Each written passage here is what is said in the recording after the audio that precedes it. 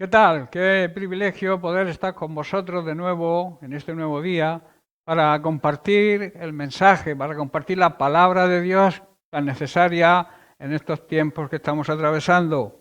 Es bueno meditar en la palabra cada día. La palabra de Dios nos trae sabiduría, nos trae conocimiento para poder movernos con sabiduría en este mundo. La palabra de Dios, los tesoros que en ella se encuentran, producen un fruto siempre y cuando los apliquemos a nuestra forma de vivir.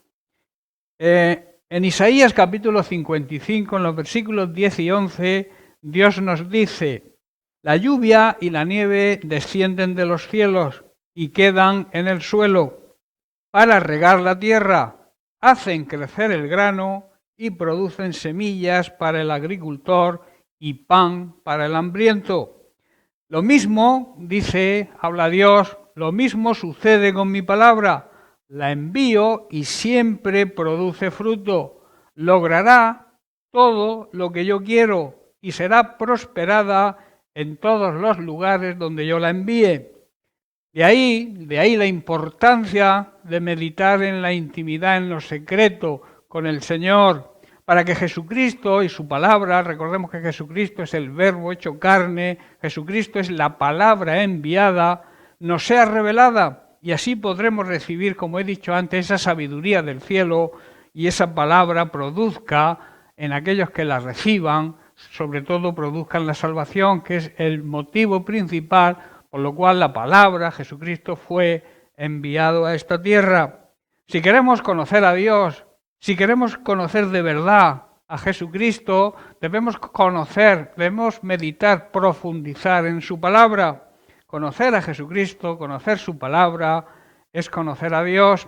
Así que vamos a entrar ya en la materia, en el tesoro que traigo para hoy, el cual lo he titulado con una pregunta: ¿qué te pide Dios?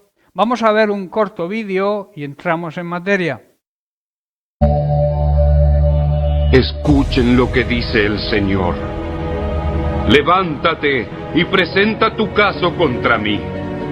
Que se convoque a las montañas y a las colinas para que sean testigos de tus quejas. Escuchen las quejas del Señor. Él entabla un pleito contra su pueblo y presentará sus cargos contra Israel. Oh, pueblo mío, ¿qué te he hecho? Yo te saqué de Egipto y te redimí de la esclavitud. Envié a Moisés, a Aarón y a Miriam para ayudarte. ¿No te acuerdas, pueblo mío, cómo el rey Balac de Moab intentó que te maldijeran? Y cómo, en lugar de eso, Balaam, hijo de Beor, te bendijo. ¿Qué podemos presentar al Señor? ¿Debemos traerle ofrendas quemadas? ¿Debemos inclinarnos ante el Dios Altísimo con ofrendas de becerros de solo un año? ¿Debemos ofrecerle miles de carneros y 10,000 ríos de aceite de oliva? ¿Debemos sacrificar a nuestros hijos mayores para pagar por nuestros pecados? No. Oh pueblo, el Señor te ha dicho lo que es bueno y lo que Él exige de ti: que hagas lo que es correcto, que ames la compasión y que camines humildemente con tu Dios. Si son sabios, teman al Señor. ¿Qué nos pide Dios? ¿Cuáles son las exigencias de Dios hacia nosotros? Leemos, como hemos visto, en el libro de Miqueas, del profeta Miqueas, en el capítulo 6, el versículo 8, donde Dios dice: oh hombre, Él te ha declarado lo que es bueno y lo que pide, lo que exige Dios de ti. Solamente hacer justicia, o sea, que hagamos lo correcto, amar misericordia, tener compasión con el desvalido y el que lo necesite, y humillarte, o sea, que seamos humildes ante Dios. Vamos a analizar las 3 exigencias que Dios nos pide en este versículo de Miqueas. La primera es hacer justicia, que seamos justos, que hagamos lo correcto siempre. Justo bíblicamente significa justificado, significa perdonado, y que por medio del sacrificio de Jesucristo podemos acercarnos a Dios sin sentirnos culpables. Pero esto conlleva un compromiso, esto conlleva una obligación por nuestra parte, y no es otra que vivir y cumplir toda la ley de Dios, toda su palabra. El justo es aquel que no cumple la palabra a medias, que cumple la palabra de Dios totalmente. Y no estoy hablando de la ley mosaica, no estoy hablando de la ley de Moisés, que la ley de Moisés era una imposición de ataduras. No hagas esto, no hagas lo otro, no te vistas de esta forma, no te muevas, no puedes andar más de cierta distancia en el día de reposo y otras muchas cosas. Sino hablo de la ley de Jesucristo, la gracia, la ley de la gracia, porque Jesucristo fue un regalo que Dios nos hace inmerecido y por medio de él también nos capacita para afrontar toda situación y sobre todo la situación, poder vencer, nos capacita, nos da fuerza para vencer el pecado y poder vivir así en santidad, que como Dios demanda a su iglesia, a su pueblo. Vivir y cumplir la ley de Jesucristo, que es cumplir toda su palabra.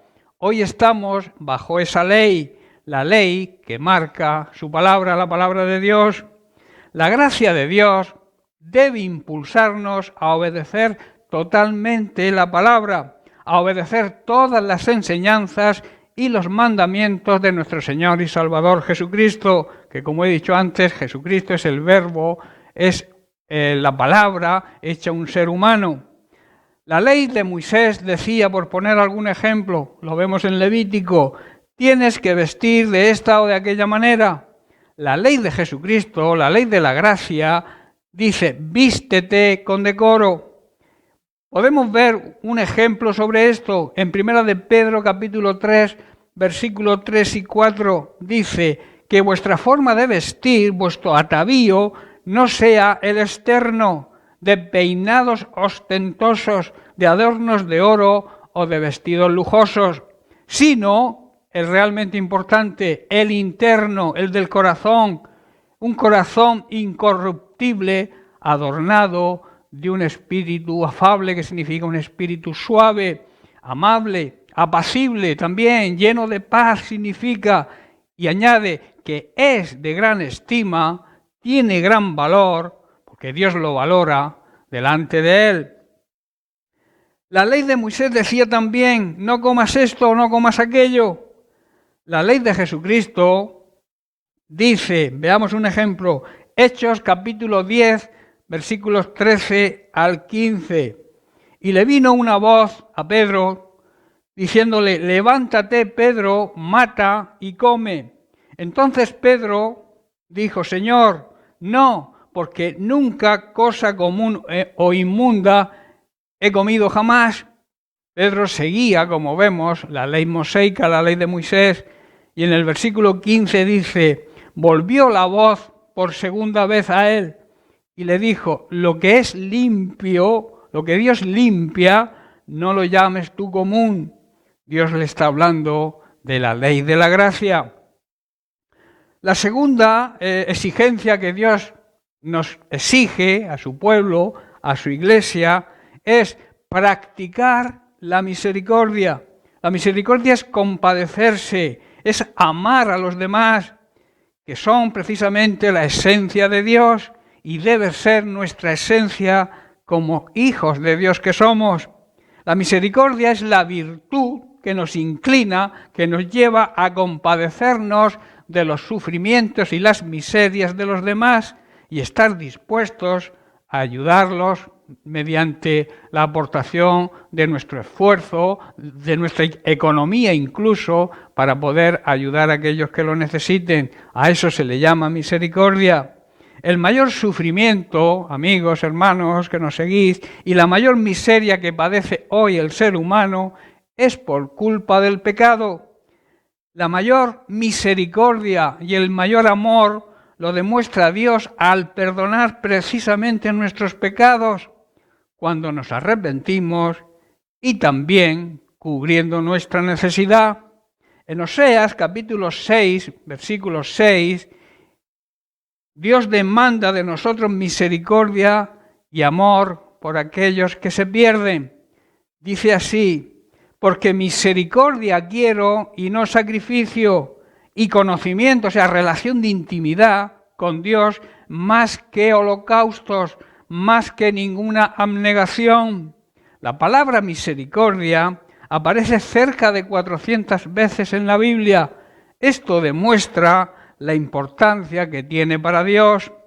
En Hebreos capítulo 4, versículo 16, el autor dice: acerquémonos pues confiadamente al trono de la gracia para alcanzar misericordia y hallar gracia para el oportuno socorro.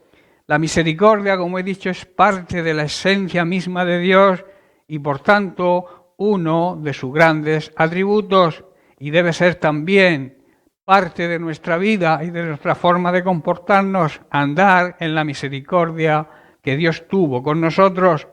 Por este motivo, el escritor de Hebreos nos insta, nos impulsa a acercarnos al trono de Dios y recibir esa misericordia que necesitamos cada día de nuestra vida.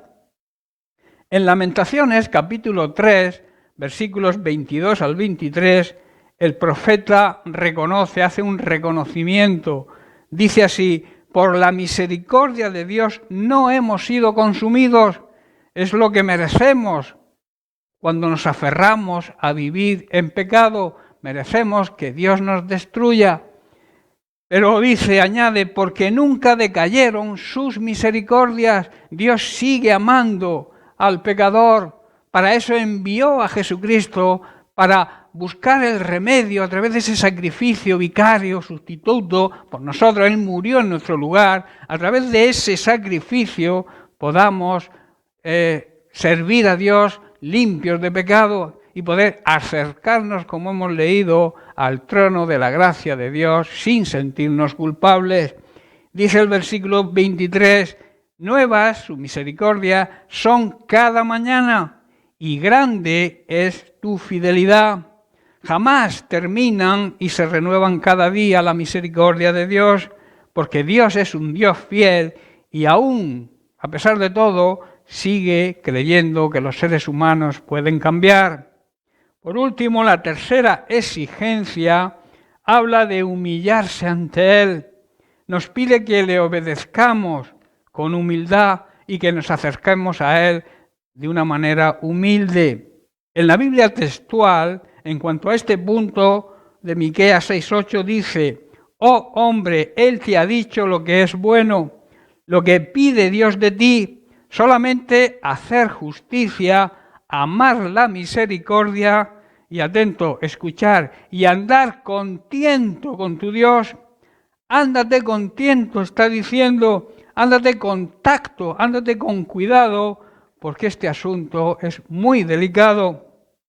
Santiago, en su carta, en el capítulo 4, versículo 10, dice: humillaos delante del Señor y Él os exaltará. Hermanos, amigos que nos seguís, de nuestra humildad y nuestra obediencia a Dios va a depender todo. Para poder caminar con Dios, tenemos que humillarnos ante su presencia. Debemos también someternos, que significa aceptar su autoridad y su soberanía. Es de tremenda importancia reconocer, hermanos, que esto es humildad, reconocer nuestras limitaciones y saber que podemos equivocarnos, reconocer nuestros errores, también reconocer nuestra dependencia de Él. Dependemos de Dios y es humildad reconocer esa dependencia de Dios y, por último, someternos a Dios, aceptar su autoridad.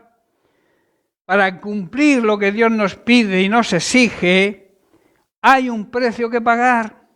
y que muchos no están dispuestos a pagar, incluso se vuelven atrás. Ese precio a pagar es dejar el orgullo y dejar toda soberbia, que son el polo opuesto a la humildad. Esto conlleva vivir en obediencia y vivir en santidad. La obediencia debe ser total, pronta y sin condiciones. La santidad habla de consagración, habla de dedicación, apartados y transformados para así poder servir al Señor. En otras condiciones, Dios no nos puede usar.